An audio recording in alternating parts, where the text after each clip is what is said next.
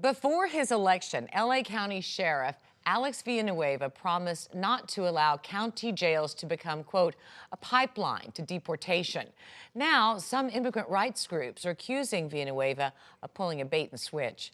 LA Times reporter Maya Lau wrote in the Times that Immigration and Customs Enforcement is still, to some degree, playing a role in the county jail system. Hi, Maya. Nice to see you again. Hi, thanks for having me. So listen, take us back in time first, back to the days of Sheriff Jim McDonnell. What was ICE's role then?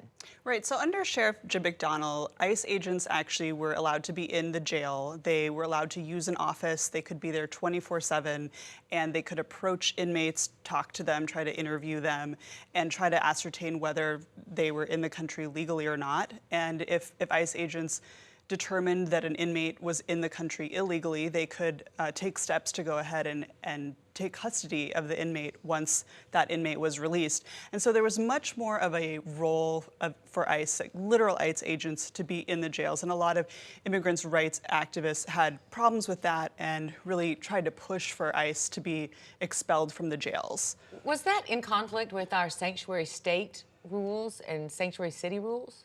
Well, McDonnell always said that they weren't, and what the sanctuary state law, this is the SB 54 law, says is that it's trying to create a real limit between local law enforcement and ICE, saying that local money can't be used to directly help ICE do its work, but it does carve out some caveats and says, except in the case of certain serious and violent criminals who have already been convicted and typically have already served their time, that those people, if they are actually convicted of those crimes, they could be transferred to ICE. But it does, so McDonnell always tried to make clear that this actually comports with the law. And he had been an advocate of making that change to the law.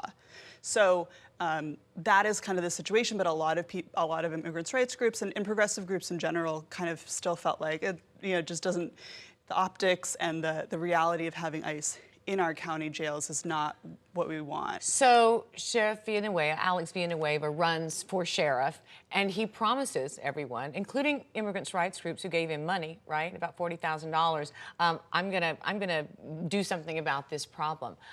So what has been the reality?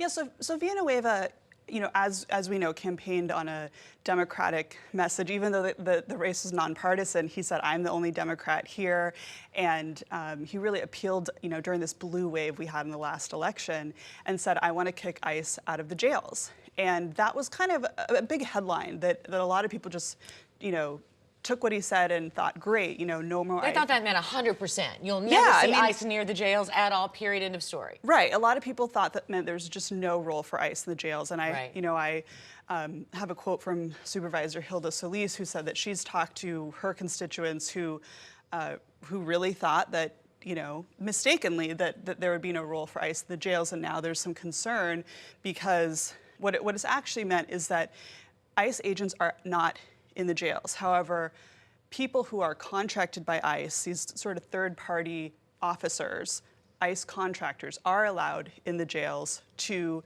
handcuff certain inmates and take them away and take them to ICE.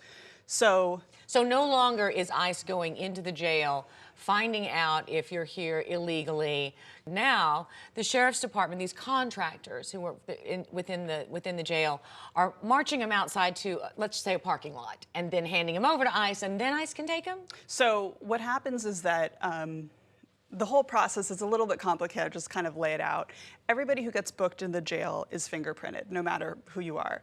The fingerprints go to a federal database, which allows ICE to look and try to see who's there, and they try to identify who's maybe in the country illegally we want to apprehend. They send a request to the Sheriff's Department. The Sheriff's Department custody assistants spend time reviewing all the requests and deciding, is this person somebody who was convicted of a crime that is serious or violent enough to be handed over to ICE? If the answer is yes, the Sheriff's Department goes back to ICE, notifies them, literally sends them an email and says, okay, so this inmate is being released today. You can come pick them up, basically. And if ICE responds, ICE sends a contractor inside the jail, inside a secure area, and a sheriff's deputy hands that inmate over. Transfers him. Yeah, inside, to be handcuffed. Now, to be clear, the sheriff's department does not notify ICE ahead of time. It says they're being released today, right now. The release process can take several hours, so there technically is a bit of time that the ICE contractor has to show up, and then that is how they're taken away. And Sheriff Villanueva has said this: we are not handing over as many people convicted of misdemeanors as there used to be. He says the numbers are down by half.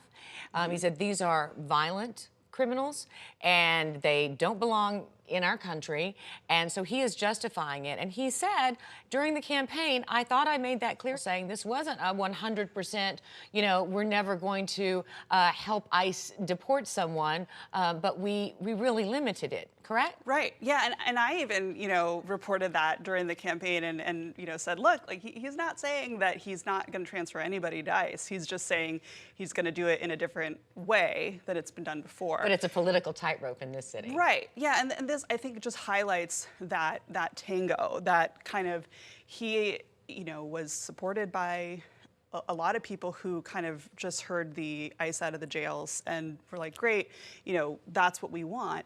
And at the same time, he's a law enforcement officer. I mean, Yes. he has to look out for public safety, and that's what he said, is that I just can't in good conscience let people out who I know are convicted child molesters. Like, nobody would want them Right. in their neighborhood. Not an undocumented person, not a person who's a citizen. I mean, I can't do that. And so he's kind of finding himself in a situation where, you know, he's kind of getting heat from both sides because, you know, he has to decide where that line is. Yes. Maya, thanks so much for coming in and making it clear to us. Great piece.